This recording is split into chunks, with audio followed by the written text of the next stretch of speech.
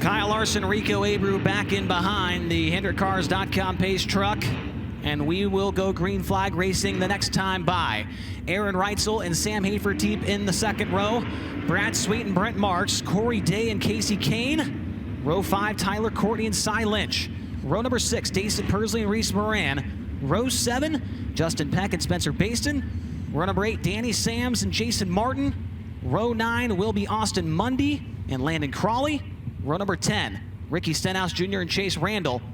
11th row, Tanner Thorson and Darren Pittman. And in row number 12, rounding out the field, John Carney and Brenham Crouch. Texas Motor Speedway dirt track. We got them racked, we got them stacked, and we've got the grandstands packed. Let's go racing off at turn number 4. We are green. Car off the pace at the tail end of the field here. Darren Pittman now back up to speed. We stay green. Up front, though, it's Rico Abreu showing the way. Pittman still off the pace in turn 2. The green lights stay on, and Abreu leads lap number 1. Good jump by Abreu. That was what I was looking for out of him at the start of the dash there, but he is looking good out front right now. Larson following suit right now, and Marks up third. Rico trying to cash in on the Durst dice roll for the first time in 2025. Larson runs in second. Hafertepe gets by Brad Sweet off at turn number 4. He's into the third spot. Now Sweet back to the inside. He'll take the third spot back away, but Hafertepe right back around on the outside. Yeah, I was mistaken. The Marks car and the Hafertepe looks pretty close to similar, but here we go. Battle off of 4. Brad looking to the top side, trying to get that momentum rolling off of the high side. They redid the racetrack from about lane 2 to lane 3 before the start of the feature, and so that bottom looks a little bit better, but guys are still making time all over this racetrack. Big slider right there from Brad Sweet to take that third spot back away from Sam Hafertepe Jr. Hafertepe now goes to the top. Those two have swapped lanes almost every single corner for the last 3 or so laps. Brad Sweet gets the best of the battle, but now Abreu a lap away from traffic, and Kyle, they are side by side right in front of them. Yeah, this is what I was thinking that we were going to have to see tonight, of how far these guys were going to get into lap traffic, and we're already seeing it here coming up on lap 6, being able to start picking off some lap traffic. First one in front of him is Ricky Stenhouse Jr., then Chase Randall and John Carney. The first couple are on the bottom, leaving the top lane open for Abreu. Kyle Larson going to try and close back in. Brad Sweet runs in second. Sam Hafertepe Jr. in third, make that fourth. Abreu makes it by the first car of Stenhouse. Slide up the racetrack, but that's going to allow Larson to close in slightly. Yeah, just a little bit, you know, but Rico's been able to set a really good pace right now. He's on fire out there, so running the top side through 1 and 2. He ran the bottom in 3 and 4 last time around. Oh, there's a car right in front of him. Wow, swapping lanes. That was crazy. Chase Randall nearly lost the handle on the number 9 car right in front of the 24 of Abreu. Now Larson within 8 car lengths. Here comes Brad Sweet as well. The top 3 are getting closer and closer. Cars are side by side in front of your leader. It's Chase Randall and Landon Crawley. Abreu trying to go to the bottom to get by him. Here we go. Abreu ran the middle a little bit on the entry to 3 there, and then was able to cut it back to the bottom, but he's got 2 cars that are running side by side right here. The bottom is a groove, the top is a groove. You can't really go in no man's land, which is in the middle of the racetrack, which he's trying right here. See if he can find some grip and make it work. A little bit of that dirt from the bottom and pushed up to the middle, and Abreu used it right there to get by Landon Crawley. Great move for Abreu to get clear of that lap car. And that, see how bad that messed up Kyle right there as well, too. Kyle was super sideways off of 2. Kyle Dillon still does appear to be closing in slightly on your race leader, Rico Abreu. Now work on the 9, Chase Randall off of turn number 4. Brad Sweet in the back pocket, Kyle Larson into turn 1. Back to the top side for Rico, the leader. You got to see on the screen right now, you got Kyle right there running the top. You've got Brad running the top. These guys are trying to find their way, working around lap traffic. It seems like lap traffic a little bit to the bottom of the racetrack. The leaders are kind of taken to the top side of the racetrack, so guys are racing all over the race. Yeah, Kyle Larson, a little mistake right there in turn 1. Got a little bit too high in the corner, and that allowed Rico to close. And Brad gets a really good corner in 3 and 4 there. Closes right back up on his tail tank. And the bottom in turn 4, very, very good. Car off the pace. It's Tanner Thorson. He pulls into the infield, and I think we should be able to stay green. But the race is now on for second. Larson on the top, and Sweet, once he gets by this lap car, he is very good on the inside of the racetrack. Yeah, I've been seeing him a lot of times down on the bottom of 3 and 4 right there, but it seems like the track is moving a little bit more towards the high side. That's where these guys seem to be finding the speed. You got Rico still out front with about 10-12 car length lead on Kyle, and then about 5 more lengths back to Brad. Yeah, and all the lap cars in front of Abreu right now are on the bottom, allowing Kyle Larson to, or make that Abreu to make his way around the top, and he gets off pitched at the end of the backstretch. Brenham Crouch came up in front of him. Abreu had to get on the binders there. This time by, we're at the halfway point, 16 in and 14 to go. Kyle Larson trying to close in. That time by Abreu was a 10th faster in the lap time, though. Yeah, I mean, I was expecting to be a little bit more than that, but Yeah, Rico's running a really good race right now, really smooth up on that top side. Kyle, a lot of these top guys, they seem to be finding that top groove. And again, I don't know why, but the leaders have got that top side, and some of the lap cars are kind of on the bottom side. Brenham Crouch moves up a lane in front of Kyle Larson, and that's going to impede the progress of the 57. Now he's going to throw a big Hail Mary into turn 3. He'll get by Brenham Crouch, put him to the wayside in his pursuit of Rico Abreu. Now Abreu goes to the middle. This might allow the 57 to close in slightly off of turn 2. Rico's car stuck really good on the bottom there, though. I'm impressed with that move that he was able to pull. Does a little bit of a slider line here through 3 and 4, comes back across the racetrack to the top side. Gap is staying really, really similar. Actually, Brad Sweet's fallen off a little bit from Kyle as well. He absolutely has. We got a good battle going on for what looks to be the 5th position between Aaron Reutzel and Corey Day. Reutzel has that spot. Day trying to track him down. Brent Larson is back there along with Justin Peck and Spencer Bayston. Up front, though, Larson going to split between 2 cars into turn 1. Gets by Danny Sams and Reese Moran. What a move, and he gained ground on Abreu. He did. That was a big power move right there to be able to gain that lap traffic, through the lap traffic, gain that track position. And here we are, the 2 leaders on your screen. Rico Abreu to the top. Kyle Larson going to try and run the bottom. Brad Sweet is not in the picture anymore. It's a 2-horse race at the front of the field. They're broken away. Lap cars side by side in front of your leader. Tyler Courtney on the bottom. Dason Pursley on the top. Abreu a little tight off the corner. Kyle Larson trying to close in. Rico's still doing a good job running his own race here, running his own pace, finding the groove that works for him, kind of sticking true to what's got him to this point so far and leading all the laps in this race. Still has lap traffic in front of him, though, with the 13, correct? Yeah, Dason Pursley along with the 36 of Jason Martin. Now they are once again side by side in front of your leader. Where is he going to go? Does he try and work the middle? Does he be a little bit patient? He can't afford to be patient right now, Kyle. Can't afford to be patient. There's never patience in dirt racing in this time, especially with Kyle Larson breathing down your neck. 6 laps to go. That time by across the line. Abreu with a lead of maybe 5 or so car lengths. And Larson makes a mistake, gets over the cushion, loses some ground, allows Brad Sweet to close back in. But still, lap cars side by side in front of the leader right now. Rico's got to run top here. He's got to go to what's gotten him to this point. He just needs to run the top and try to keep the pace as much as he can keep the pace up. There seems to be a slick spot or a bump or something that's happening right in the middle of 1 and 2. I just saw Rico hit it. I just saw Kyle hit it. So both of them have kind of found that spot. Let's see what kind of adjustments they can make to their line in order to skip going through that motion on the track. 4 laps to go. Abreu went lower right there, and he's able to avoid it. So good move there from Rico. Might use that for the rest of the race. This time, going to be just 3 laps to go. Kyle Larson with no lap cars between himself and the race leader. Now within 4 car lengths down the front straightaway. I tell you what, the 13 and Rico have stayed the same gap away from each other, so the pace of the field has kind of come closer together where there's not a lot of moves happening, but ooh, big slide job right in front of Rico. Rico, come on, get through the middle there. Clear. And he gets by Lynch down the front stretch. Big move there. 2 laps to go. White flag the next time by for Rico Abreu, trying to lead them all. Trying to be the first dice roll winner of the season. Got past the outside Pursley. of Landon Crawley, and Kyle Larson going to have 1 lap to try and track him down. Yeah, it's going to be 1 lap to track him down. I don't know if he's going to have enough time. Rico's got pretty clean racetrack in front of him now. As long as he hits this groove and doesn't mess up too much, I think this is Rico's race. Down the backstretch for the final time. Looking for win number 1 of the year with Kubota Highland Racing. It'll also be the first dice roll win of the year. Abreu gets it done at Texas Motor Speedway's dirt track. Good job, Rico. Kyle Larson 2nd, Brad Sweet 3rd, Sam Hafertepe Jr. in 4th, and 5th goes to Corey Day. Anybody that can beat Kyle Larson this day and age gets a pat on the back, so attaboy. That's big. Good race for Rico there. Great show by the high limit guys. Way to put on a really good race, clean race.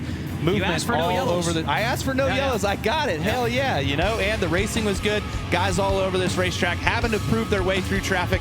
We had some closers, some movers. It was a really good race. Certainly was. And Rico Abreu comes out on top. Kyle Larson will end up in 2nd. Brad Sweet finishes up in 3rd. Sam Hafertepe Jr. 4th. Corey Day 5th. Aaron Reutzel, Brent Marks, Spencer Bayston, Justin Peck, and Casey Kahne round out the top 10 in our feature here this evening. 11th went to Dason Pursley, 12th was Lynch, 13th went to Jason Martin, 14th to Danny Sams, 15th to Reese Moran, 16th Tyler Courtney, 17th John Carney, 18th Brenham Crouch, 19th Chase Randall, and 20th went to Austin Mundie. Behind him, Landon Crawley, Ricky Stenhouse Jr., Tanner Thorson, and Darren Pittman. Race fans, he is climbing up top for the first time this year with Highland Racing. Your winner, Rico Abreu. Rico's going to jump off the top of the car. He'll get the helmet off here in just a few moments, and he will have a word with Tony Laporta. A big, big win for this race team here tonight. They got the win, their first of the year 2 weeks ago with the Outlaws at Knoxville, backed it up again at Knoxville a week later. And so they have been in victory lane 3 weeks straight. In that shoprico.com, number 24. Tony, take it away. Thanks so much, Chase. Rico Abreu down here going over that victory. He's got Gus down here. He gets handshakes and high fives. He's going to get the cowboy hat on here in a second. The first time in 2025 the Durst Dice Roll is collected. How about that? It's a Texas-sized victory for Rico Abreu. Started second, finished first. You had to get around Larson to do it, but once you did, you said, girl, bye, and you checked out to a mighty impressive victory. Some would say at a Texas-sized margin of victory. What was that one like? You're racing just as hard as you can and just focusing on your breathing. I give myself, just a pat on the back in those circumstances when you go to the gym and you mentally push yourself extremely hard just for circumstances like that. When you got the best behind you and he's always hunting and moving around and you have to change the pace of the race and lap traffic at times. I was behind the 13 and, the 36 and the 5 and the 7 BC were down, and I just knew I just always had to search for that clean air on my nose, and I was getting really left front up choppy through 1 and 2 on the top. So I just backed my corners up.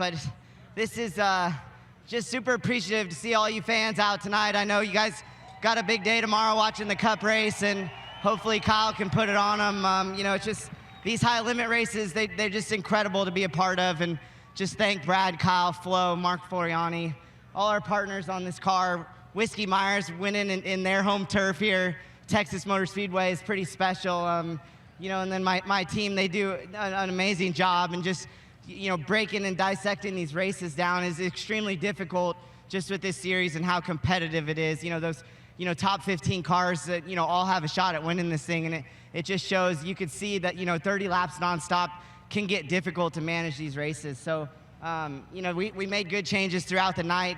Getting in that dash was really, really important, and get to celebrate, a little Texas win here. Hey, I'll tell you this, talk about star power. That crowd is not really going anywhere. They're sticking around because they want to party with you. A good friend of yours, Kyle Busch, was up in the booth with Chase Rodman calling this race here tonight. He said a lot of things. One of the things he said was anybody who can beat Kyle Larson in this day and age deserves a big pat on the back, so he sends that down to you.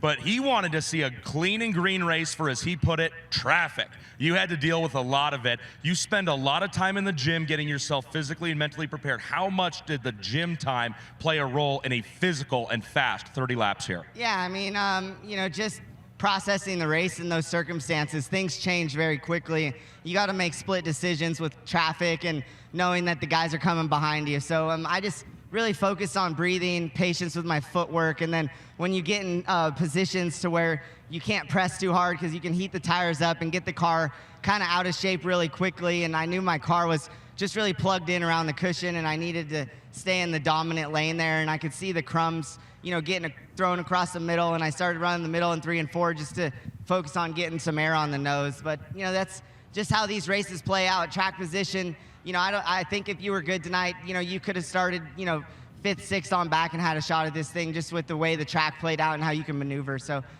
like I said, hats off to my team. Thank all you fans for coming out. This is, this is turning into something really special what High Limit's doing here. All right, you picked up the Durst Dice Roll, so an additional $2,500 in your pocket. Congratulations on that. You're the first Durst Dice Roll winner of 2025. Megan's here. You didn't have to wreck her for the win. This is all coming up aces for you. You're a winner with the series as a high roller. Where are you sending our angel donors $1,000? If people don't know who are here tonight, an angel donor supports this series. When a full-time driver wins, they get to send $1,000 of that donor's money to a charity. You're a full-time driver. Where are you sending that money? I'm, and I'm going to match that $1,000, and I know I have plenty of partners on this team. Spankins Motorsports is here tonight. He's a big matcher in Jackson's Superhero Foundation, which focuses on, muscular dystrophy. And Jackson's a part of our team, and he's going to come to Butler, Michigan, which is going to be really exciting, and possibly Lawrenceburg and Eldora. So my donation's going to Jackson's Superhero Foundation. Thank you to the angel donor for creating this excitement around these foundations that necessarily don't get that notoriety. And I think that's something really, really incredible that all these teams have gotten behind. And, like I said, I'm going to match that donation. We're going to get another Jackson and Rico Win Warrior sticker on the car, which is pretty exciting. I send Jackson and his family a message every time we won. We've won 2 races and now 3 tonight, and we get to put a Win Warrior sticker on the car, and you know, it's just something that's been really, really special to be a part of. Well, talking about win stickers, we're going to bring Director of Productivity at High Limit Racing, Jake Ingram, in. That is a Chasm Safety Products win sticker, your first of 2025. He's going to put that on the tail tank. Thanks again to Chasm Safety Products. Rico, have fun tonight partying. Thank you, guys. Stop by, say hello. We look forward to seeing y'all. That's Rico Abreu, your winner! Tony, great job down there. Real quick, we did want to mention this. We got to talk about our Rod and Supply hard charger tonight was Spencer Bayston. He went 14th to 8th for a +6. Our Race Training Foundation Rookie of the Race, that went to Dason Pursley. He finished up in 11th. And our Jake's Golf Cart's fastest lap went to Rico Abreu at a 13.669. Also, race fans, if you aren't doing much after this, we have got free beer. We've got the dueling pianos, which Rico's going to be a part of back in the pit area. It's free to attend. You can go get some rainbow nut butter while you're there. But yeah, go back to the pit area. If you turn outside of turn 4, there's a dirt road. You can go back there for free. There's going to be beer back there. There's going to be music and all kinds of stuff going on. Tony, back to you. If you come to that party after the races are over in the pits, you can see Chase Rodman. He'll be there as well. Hopefully not consuming too much of that rainbow nut butter. He goes crazy for that stuff. Kyle Larson started out front, finished up front, but you flip positions with your old friend Rico Abreu. 30 laps, clean and green. I talked to Rico about it already, but just how physical is that, especially when you spend all day driving that Xfinity car a lot faster around that 1.5 mile oval? Yeah, no, it was definitely physical. It was getting kind of chunked up there in 1 and 2, so yeah, you had to run really hard and didn't really know where the hole was going to buck you around. So yeah, it was a fun track, a super fast-paced race too. Rico was flying, so we all had to run really hard behind him, and just you know, I got close there for a couple laps, but the pace was just so fast. You know, like I said, he was just setting such a fast pace. It was just hard to, you know, make anything happen. He didn't really make any mistakes too. Got through traffic good, so I was pacing him. I was ready for a mistake, but he just did a great job. So hats off to him and Ricky and everybody on their team, and yeah, thanks to Paul and Trevor too for working hard on our car. We've been off here the couple times we've been here, so it was good to be fast here and competitive tonight. Wish it would have been one spot better, but was a really good race, I thought, for the fans, you know, through traffic there. So yeah, I hope you guys all enjoyed it. I think a lot of people enjoyed it. You did a great job, as always, bringing a ton of fans from the big track over here tonight. You got a busy day tomorrow. Everybody loves it when you come and race with High Limit. I guess I just got to ask, how tough is sprint car racing right now when someone as good as you, Kyle Busch set it up in the booth, when someone can beat Kyle Larson in this day and age, they deserve a pat on the back. For Rico Abreu, for the rest of this full-time field, how hard is wing sprint car racing today? Yeah, it's definitely tough throughout the country, and really, you know, even when you go across the pond to Australia too. So seems to be harder to win a high limit race than an outlaw race right now. But no, it's fun and competitive, and always fun. We can both get together too. So, but yeah, you know, Rico has been really strong all year. I mean, Ricky Warner's, you know, really, really good too. So, and Brad's always solid too. So, yeah, it's fun racing and super competitive. You know, lots of money on the line too between both series and you know, throughout the country as well. So, yeah, I like where sprint car racing's at right now, but we want to continue to grow it, and we can't do it without the fans showing up. So, thank you guys for all showing up, and yeah, we look forward to hopefully putting on 400 good miles tomorrow. Kyle Larson, second place. You heard it from him, folks. It's mighty hard to come and win these Kubota High Limit Racing features. $15,000 tonight got handed out to Rico Abreu. Brad Swede, back-to-back trips to the front straightaway. Get to check in here with you. Same thing. 30 laps, fast and furious all the way around this place, and then right into traffic pretty early on. Just how difficult is that to know who you're racing for position in a big, important race like this? Well, I could see, you know, obviously I knew Kyle and Rico were going to be hard to beat from the front row, so I had my eyes on those white cars, and I tried to get up there as quick as I could to you know, try to be there when we got to lap traffic, but ultimately Rico just kind of got through it a little bit better, and I had, you know, quite a few runs on Kyle, just never at the right time to make a pass. But yeah, my guys did a really good job to you know, give me a chance tonight. We just didn't, you know, ultimately get the job done, and you know, Rico's going to be strong this year, and obviously Kyle's, you know, Kyle, and he's on a run this year. So, you know, third place with those guys in front of you is nothing to hang your hat on. Obviously, we want to get wins, so my guys are working hard, and it's early in the season, so it's good to be running this strong. It's a California sweep of the podium here on night number 2 of the Stockyard Stampede. Grass Valley, California's Brad Sweet comes home in the 3rd position. You've got Kyle Larson in 2nd and Rico Abreu out of St. Helena getting the job done with the victory here tonight. We see that so often. Chase, California produces some mighty fine sprint car talent, but I'll tell you what right now, the great state of Texas produces some awesome racing and some even more energetic and excited fans. We had a great time down here in the Dallas-Fort Worth area.